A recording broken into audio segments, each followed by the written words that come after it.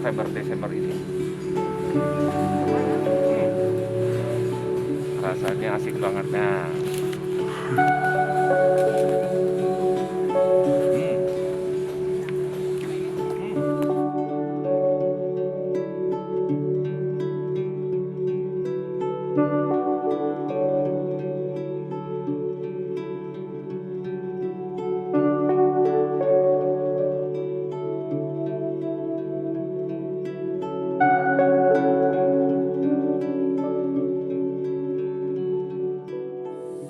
Pak Roni, apa kabar? kabar baik Bu Eli. Baik ya Pak ya. Puji Wah, Tuhan. senang sekali nih tim OMG bisa mampir ke tempatnya Pak Roni, di tempatnya yang asri, dan kita bincang-bincang sebentar ya Pak ya, Baik Bu Eli. kepada para audiens kita. Jadi memberikan semangat untuk intinya adalah resolusi 2021 ya audiens ya. Resolusi. Bagaimana Pak Roni dan timnya tetap berbisnis dan meningkatkan perekonomian bangsa supaya kita semua sama-sama keluar dari jurang resesi. Pak Roni, bisa diceritakan apa sih sebenarnya dampak positif dan negatif sepanjang 2019 ya, 2020 ini? Di awal Maret kita dapat cobaan pandemi COVID-19. Iya, dampak negatifnya tentunya memang ini sebuah kejadian yang belum pernah terjadi ya, unprecedented, yang seluruh dunia mengalami ini, hampir seluruh dunia. Kalau nggak salah udah 205 negara ya. Tentunya sangat berdampak sekali terhadap bisnis dan ujung-ujungnya pasti kepada perekonomian.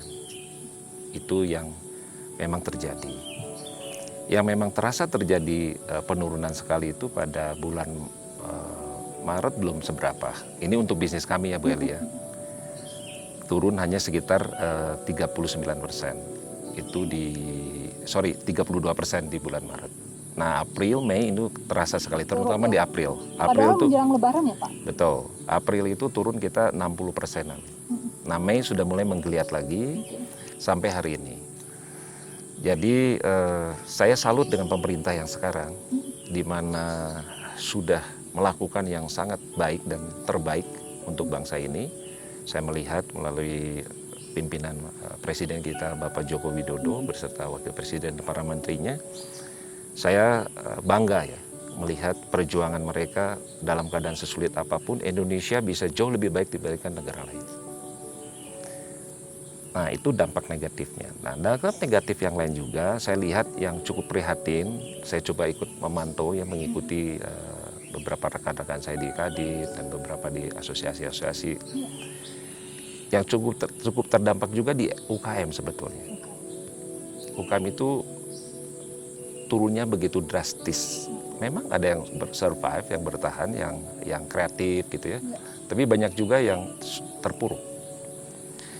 Nah, namun sekarang saya melihatnya program-program pemerintah sekarang juga sangat concern kepada UKM.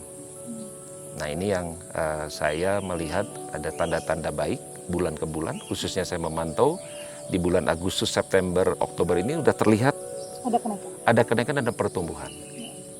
Itu yang saya melihat. Jadi Indonesia, saya yakin dan percaya dalam pandemi ini akan lewat dari resesi, Bu. Ya. Saya yakin sekali. Dan prediksi tahun depan kita optimis, saya menganalisa bersama teman-teman, minimum 3% akan terjadi pertumbuhan. Oke lah, tahun 2020 ini satu tahun yearly more and less masih -1 atau paling jelek -2 atau zero growth. Tapi tahun 2021 itu saya yakin dengan situasi-situasi apa yang ada bisa growth dan bisa bertumbuh. Itu tanda-tanda yang saya lihat sisi positifnya, Bu. Ya. Oke, lalu untuk resolusi 2021 ya Pak Roni ya. Audiens kami juga ingin mendengarkan nih nasihat dan tipsnya supaya tadi kita berharap bisa ada growth ya dari sisi perekonomian. Cerita dong apa sih inovasi, terobosan dan strategi bisnisnya Pak Roni?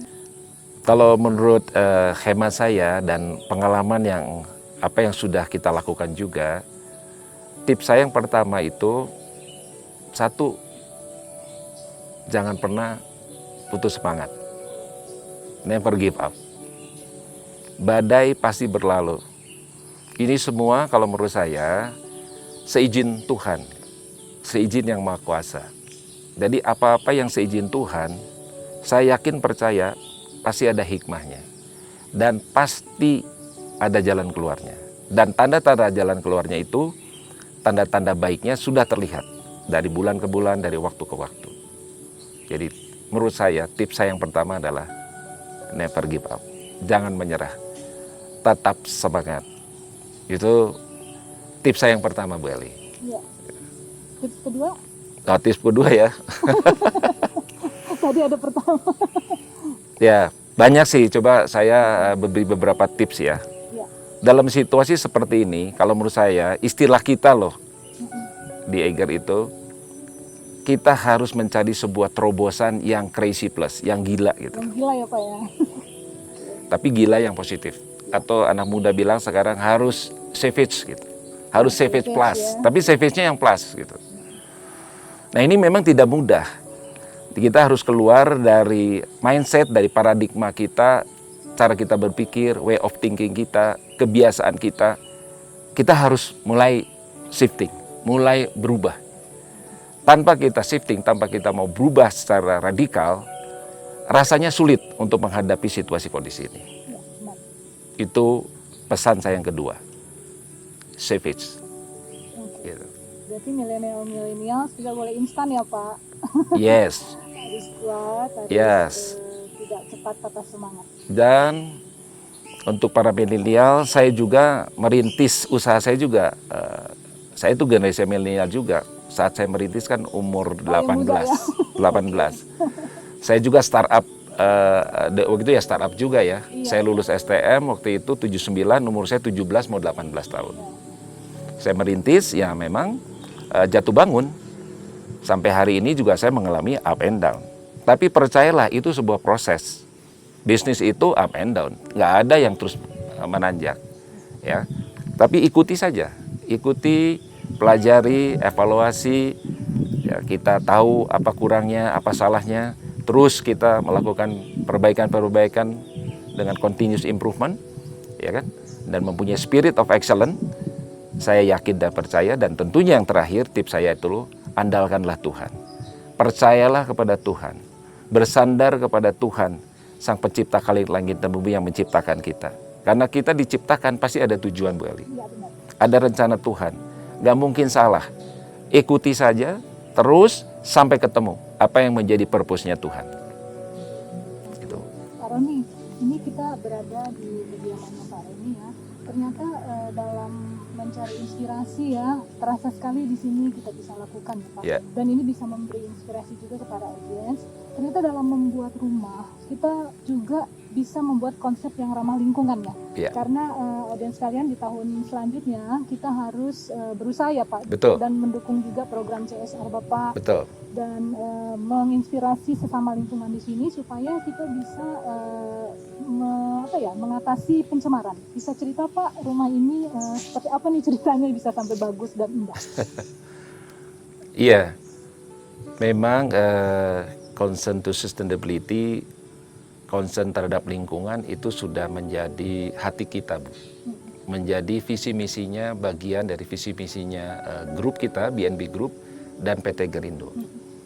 Memang kita concern kepada sustainability, dan itu kita secara konsisten sudah dilakukan sejak lama. Dan kebetulan Tuhan memberikan anugerah kemurahan kepada saya. Sejak muda memang saya senang ke alam, senang kepada lingkungan. Saya suka berpetualang, mendaki kepada gunung-gunung sejak saya umur 16-an lah, gitu, kurang lebih 15-16. Dari situlah saya banyak belajar dengan alam. Dan saya juga banyak mentor-mentor saya, Abah Iwan Abdul Rahman, ya, beberapa penggiat-penggiat lingkungan juga, ya menguatkan saya bahwa alam dan lingkungan ini harus kita pelihara, kita jaga. Dan itu memang sudah bagian dan dari hati kita semua, Bu, termasuk ya kebetulan saya juga. Ya itulah akhirnya lahan ini kan tadinya gundul, bekas kebun sayuran, Bu, kebun sayuran, kebun kentang, nggak ada satu pohon besar pun. Akhirnya ya kita mulai coba tanam, Bu. Ini sudah kurang lebih jalan hampir 10 tahun. Memang beberapa saya tanam tanamannya sudah besar, saya pindahkan dari kebun saya. Beberapa saya dari luar juga. Bisa lumayan, Bu, asri seperti ini. Sebenarnya kalau kita juga bisa mencari triknya, dari sisi pembiayaan juga bisa lebih murah begitu, Pak? Betul. Contohnya saya melakukan pembibitan di seberang rumah saya itu. Kita berkomitmen sesuai visi misinya IGER. Kita sudah jalan tahun ke-7 sekarang. Kita berkomitmen untuk melakukan pembibitan, penghijauan di alam Indonesia ini. 1 tahun saya berkomitmen 1 juta, Bu. 1 juta pohon. Terus terang tahun ini agak menurun karena bibit mulai susah, tapi kita tetap jaga, gitu, Bu. Jadi kita coba membibitkan itu, saya coba ada sempat kita lihat ya, Bu Eli ya. Saya banyak pakai bahan-bahan bekas, Bu. Dolken bekas bangunan, pakai bambu ya harus diganti sih ya. Pakai bahan-bahan yang nggak mahal. 1 bibit pohon sampai siap ditanam kurang lebih 6 bulan, biayanya tuh sekitar Rp1.250. Audiens. 1.200. Ya, audiens. Ya, benar tuh. Nggak mahal. Dan kalau kita mau membibitkan di halaman kita, mau dimanapun, di apartemen, mau di halaman pun bisa sebetulnya, Bu. Jadi nggak harus space yang besar. Gitu. Dan di sini Bapak juga bisa berkebun ya, dan mengambil hasilnya untuk dimakan seperti itu? Ya, dan kebetulan kita ada lahan cukup lumayan lah, kurang lebih hampir 1.000 meter. Dan kebetulan kita juga bercocok tanam juga, Bu, berkebun juga ya, bersama masyarakat sekitar sini juga. Sekitar sini kan banyaknya berkebun juga. Kita juga coba yang basic lah, cabai, tomat, kayak gitu-gitu, selada. Kita juga lakukan juga yang tanpa pupuk, jadi kita betul-betul pupuk organik. Kita gunakan pupuk organik, Bu. Iya. Nanti mungkin tahun 2021 Bapak mau berbisnis agro sayur, mungkin sayur box ya? Ya, sayur box betul, sekarang lagi maju sekali ya, Bu ya, sayur box itu. Oke. Betul. Nah, audiens, jadi kita di tahun 2021 ada banyak hal ya Pak Roni ya? Betul, Bu Eli. Jadi walaupun di rumah saja ada WFH, bisa dicontoh bagaimana Pak Roni juga tetap memberdayakan masyarakat sekitar ya, menanam dan sekaligus bercocok tanam, perusahaan tetap jalan. Kami doakan Pak Roni dari Obsession Media Group, bisnis Pak Roni tetap berjalan dengan baik dan menemukan terobosan-terobosan baru sehingga menginspirasi sekitar. Dan benar ya, seperti kata Pak Roni, adik sekalian, hidup itu adalah perjuangan ya Pak ya. Betul sekali, Mbak. Hidup itu bukan makan aja ya Pak. Betul sekali. Kita dapat pandemi, semakin kita strong dan kuat. Tadi setuju. Inspirasinya harus savage ya, tidak instan yang merusak.